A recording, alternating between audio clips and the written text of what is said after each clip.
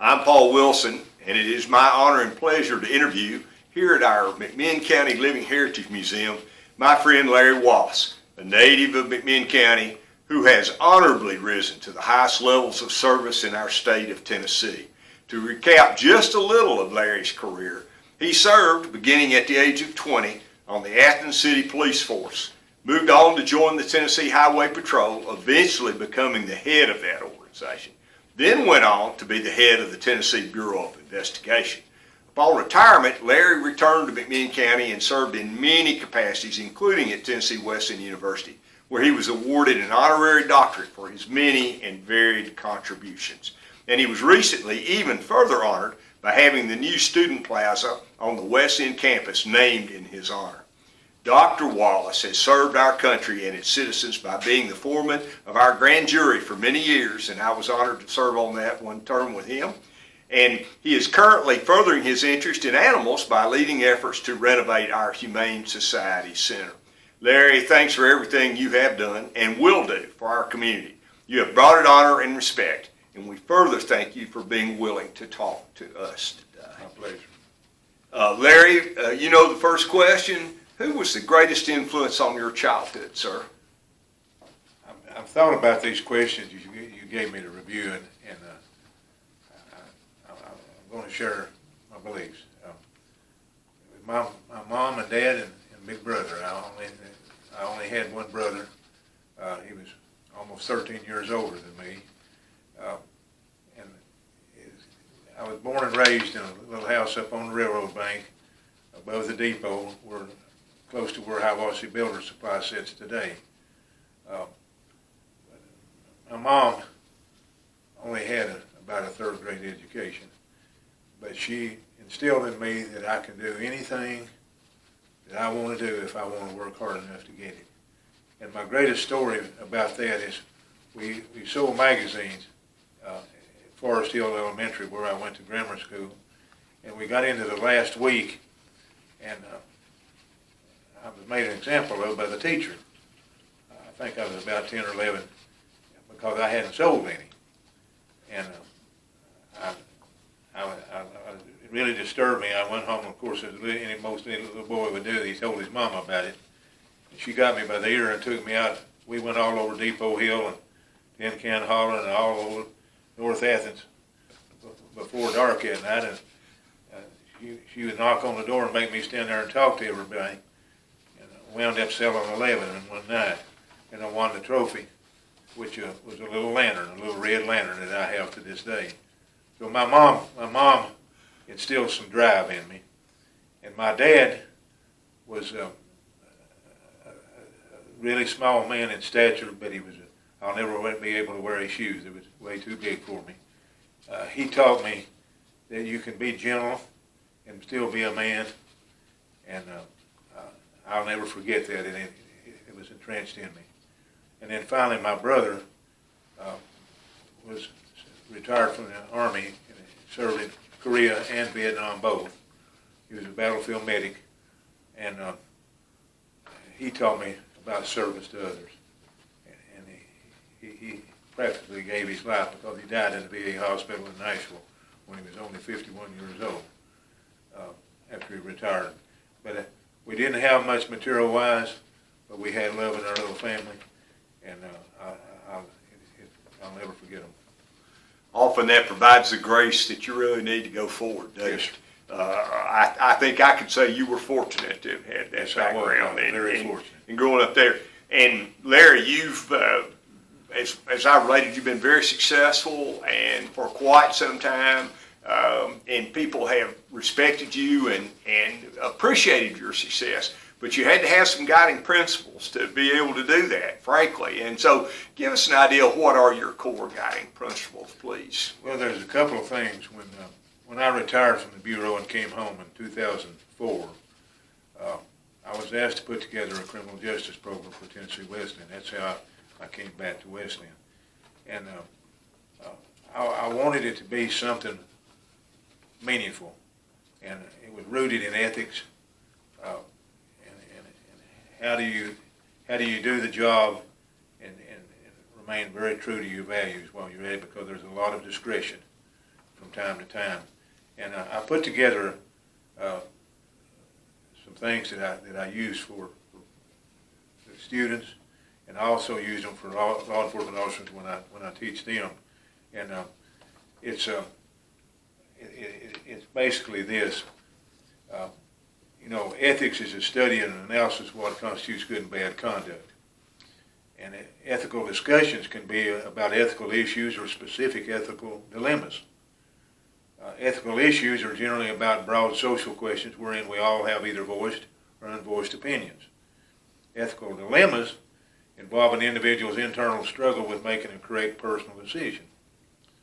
And I listed some factors below that cannot be avoided and must be considered during ethical dilemmas.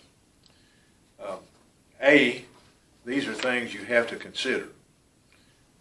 This decision will be a direct reflection of my personal responsibilities. This decision will directly test my intellectual honesty. Do I really have the intestinal fortitude to make this decision? And fourth one is, can I look myself in the mirror and the world in the eye with my decision? Now, as we all know, oftentimes law enforcement officers don't have time to study too much. But the way that I phrase that, if you cannot answer A, B, C, and D, pause, pray, and restart if you have time. And if you don't have time, you have to rely on what's drilled into your head and soul. And along those lines, there's a little saying that I've used for many, many years, that we don't know who the author is. But the title of it is Be Careful. Be careful of your thoughts, because your thoughts become your words. Be careful of your words, for your words become your actions. Be careful of your actions, for your actions become your habits. Be careful of your habits, for your habits become your character. And be careful of your character, for your character becomes your destiny. And we can work in a lifetime to build an ethical life as best we possibly can and lose it in a blink of an eye.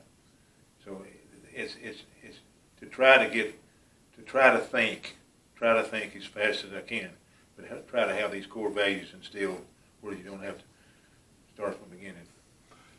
I'd say that's a great answer. I'll carry that forward with me. And we need to spread that around. And I want to do an aside, Larry. We talked about you at Tennessee Wesleyan University, and you came in to start that program, which was elemental and very positive.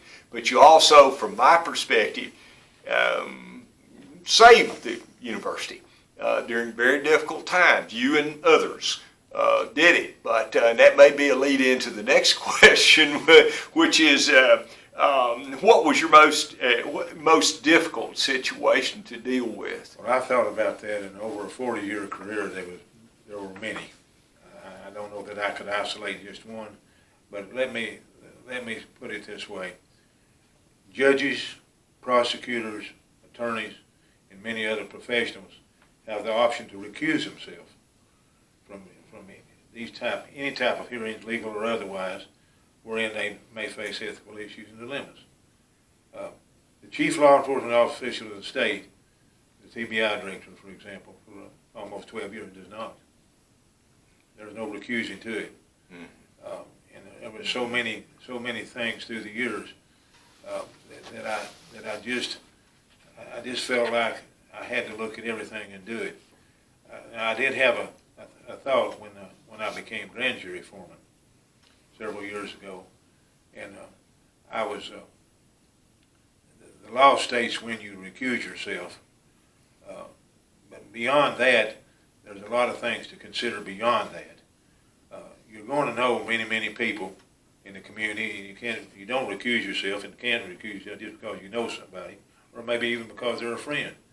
But there's a gentleman in Nashville by the name of David Rabin, who is a legal scholar who basically wrote most of the criminal justice laws that we have today. And he and I are good friends. I called him when I was first appointed, and we talked about it, and he said, "Larry, you know the answer before you call me." And I said, "Yes, I do, but I want to hear it from you, David." And he said, it's very simple. He said, it's a Larry thing. You know in your heart and soul when you might need to recuse yourself in that position, and you do do accordingly. You let your conscience be your guide there. Well, I've got to say that my experience on the grand jury sitting at your right hand for that was one of the best experiences as a citizen I've ever had, and I really appreciate the lessons you gave all of us every time we met, and we talked about the difficulty of all these decisions, and from the law enforcement perspective, as well as from, more importantly, from the people who were brought forward for us to determine their future. But I enjoyed that. I recommend every citizen to do that if they possibly can. And I was hugely impressed by my fellow citizens that served on that grand jury. It's been an honor to serve in that capacity. Well, thank you for doing it. I know it takes a lot of time, but thanks. But you get to meet a lot of interesting people, don't you? See a lot of interesting things. Who were your mentors, Larry? Please, man, this is so important because we want younger people to see this and realize how important it is to have people who were interested in you and your career going forward. I had two well-known men in our community that took an interest in me, and I'm so grateful for that. And both of them are deceased, have been for a number of years, but they meant the world to me. The first one, gentleman was named Bill Byrne.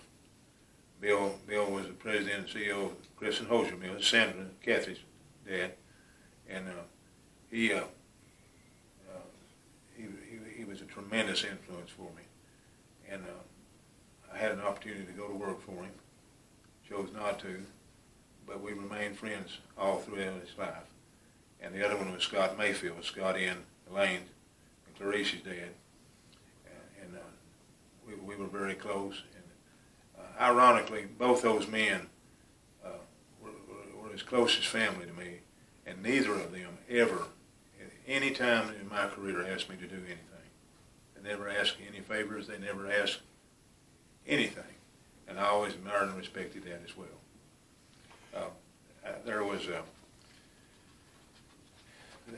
There were three men and their wives in the African American community here that always meant the world to me, and I'll probably bring some names up that we haven't heard in a long time. One of them, probably the first one, lived 2 houses from me where I grew up on Depot Hill. Professor W.E. Nash and his wife, Miss Willie. He lived to be, I think, 107 years old. He was the principal at Cook School. And Miss Willie, if I'm not mistaken, was the first black registered nurse in the state of Tennessee. I'm almost positive that's true. Burkett and Mildred Witt have been friends our entire life. Burkett was one of my brother's best friends, my older brother. And the third one is Robert and Mattie McCallum. And Robert was one of my partners on the police force back in the middle 60s. And we've been dear friends ever since. Matter of fact, he and I are the only two living that were on the police force at the same time back then. And in a different way, those three families meant the world to me, still mean the world to me. And it helped me more than they will ever know.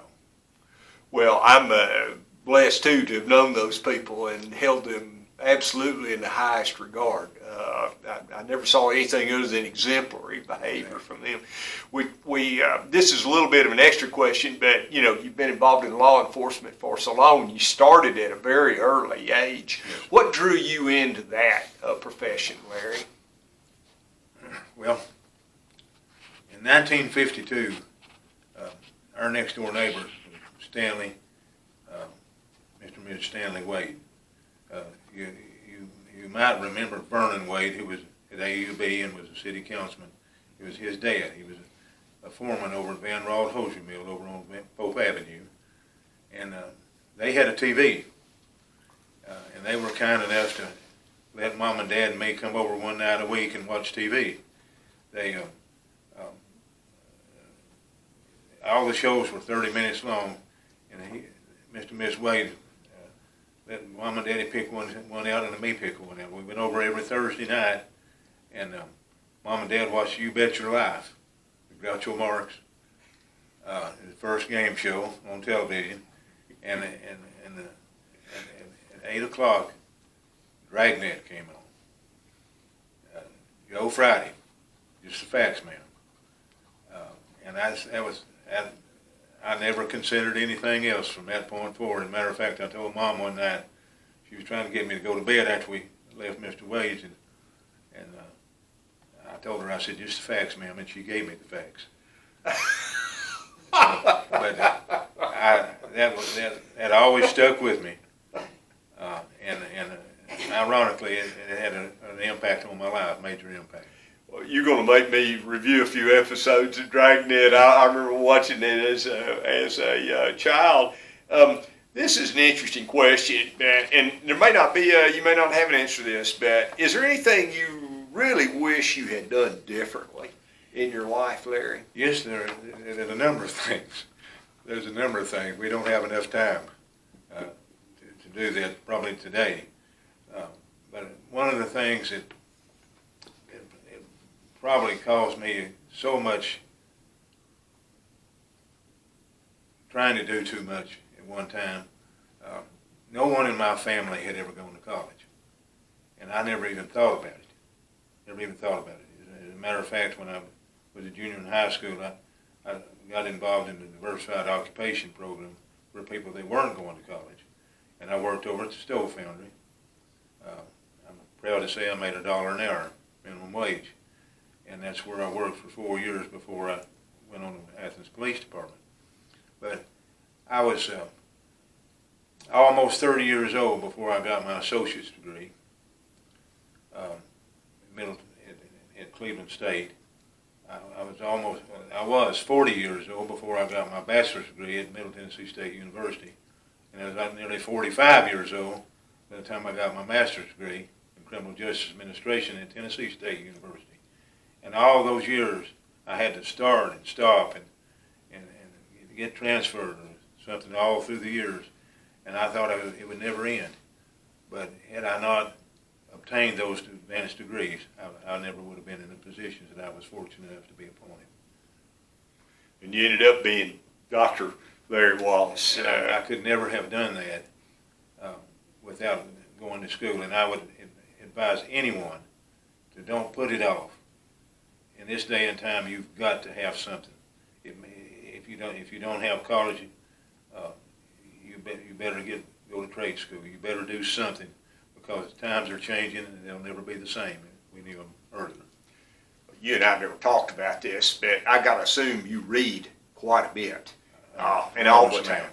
And I would you say that's, I don't want to put any words in your mouth, but that's the hallmark of an educated person, is that they continue to read? No one in any country in the world is uneducated if they read books. And I personally like to read short stories. I can absorb them better. I really don't have time, even at my age now, in the winter of my life, to sit down and read a long book.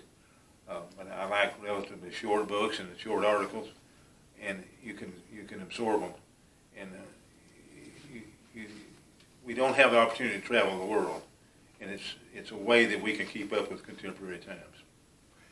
I got a chance to be with your friend, Dr. Bill Bass from the University of Tennessee not too long ago, and when I mentioned your name, he lit up an already well-lit face, and he immediately told a number of stories about you two, and some of them involve redheads too, I believe. Well, yes, sir, they really did. So the point of my question is, have you read any of Dr. Bass's books? Well, yeah, I've read them all. Yeah, he's one of my dearest friends, and still has a very active mind, and I treasure his friendship.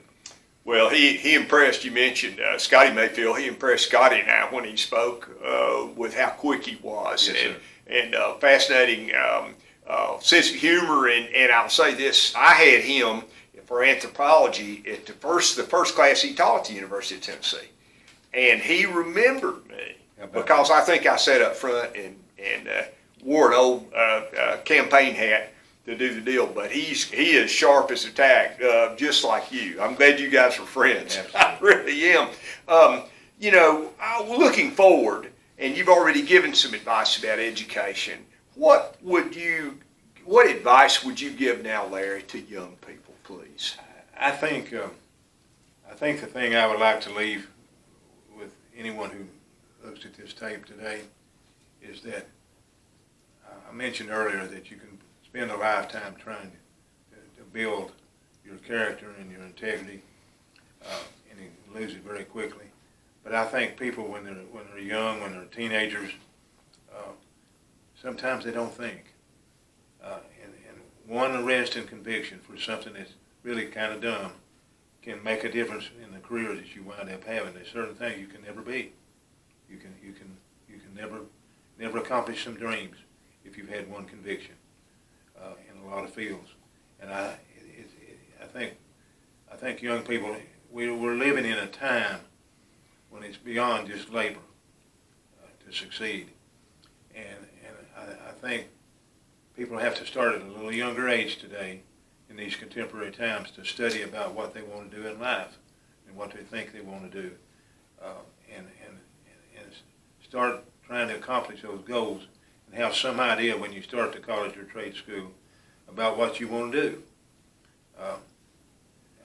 For instance, we always tell anybody, don't start taking what you anticipate to be your major when you're a freshman, because you may wind up paying double by the time you get out of school for changing majors later on. But it's very important to decide kind of what you think you'd like to do, and also to avoid those dumb mistakes that can ruin you for the rest of your life in your professions. Well, I hope everybody that listens to that takes that to heart, regardless of their age. Correct. Because I think our society, we used to have more second chances, but we have fewer second chances now, I'm afraid, because of the way the system operates. So, a good start. It makes great sense to me. And you've done all that and much more. And I know you've still got objectives. You've still got things you're working on. So would you share with us what you really want to accomplish next? Not last, but next. I've been fighting Parkinson's disease for about 8 years, and it's slowed me down physically. I want to take just a moment and to thank my boss, Alan Carter, at Athens Insurance. I'm still trying to work, and he's been good enough to help me, he and Tara, and I want to thank him for allowing me to still try to do what I can to help this community. I do have, most everyone knows me, that knows that I'm a passionate animal lover, and especially dogs and cats, and a group of us are trying to work together, you included, and your mom, to renovate our animal shelter. It desperately needs it, and we've had good cooperation from the city of Athens, Macmillan County, and everyone. And I hope I can live to see that done in the next couple of years, completed in the next year rather. That's what we're trying to do. But my goal is to do what I can to help everyone I can in every way I can, as long as I can. It means it's more blessed to give than to receive, by far. Well, I've seen you do that, and I'm so positive about it, and I love it when you and our friend John Fogerty quote John Wesley, one of my heroes, with that great tenet, and I hope that we can carry that forward, going forward. I appreciate all of that and everything you're doing for the Humane Society, and it's just right down the middle of the road. It's not too much, it's not too little, it's just right as far as what you're trying to accomplish, and we need to focus on that, and then I hope that you will continue to look for other objectives that all your friends and the people that you meant so much to can help you. Thank you. Tennessee Western College, Tennessee Western University, I don't know, it's hard to break old habits sometimes, but Dr. Knowles has done a fantastic job at Tennessee Western through the years, and I want to do everything I can to advance that university. it is a treasure sitting here in the middle of our downtown and our little community. It is indeed, and your friend and my father, Hugh Wilson, always said, how much money would we spend to create an entity like Tennessee Wesleyan College here? It's just absolutely priceless. I appreciate you mentioning Alan Carter, and I know Jeff Cunningham was very sorry that he couldn't be there to make the remarks for your Plows dedication, and I talked to him afterwards and we had a great visit, but you connected with him and you helped Athens Federal along, and we're greatly additive to that. And, I was the chairman of Athens Federal Board of Directors for almost a decade, and we had a wonderful group. And Jeff, I owe him a tremendous amount. Well, I can say too, we were competitors of the friendliest sort, Friendly. and often worked together for the betterment of the community without any fear or loathing or competitive issue. And that says a lot for the character, not just of the individuals, but of the community. Well, Larry, thanks for your reflections and insights. This has been delightful. Thank you for having me. You're welcome. We very much appreciate you sharing them with us. We're going to close this session, and then we're going to open another one. You're going to tell some humorous stories. Thank you so much, Larry Wallace. Thank you.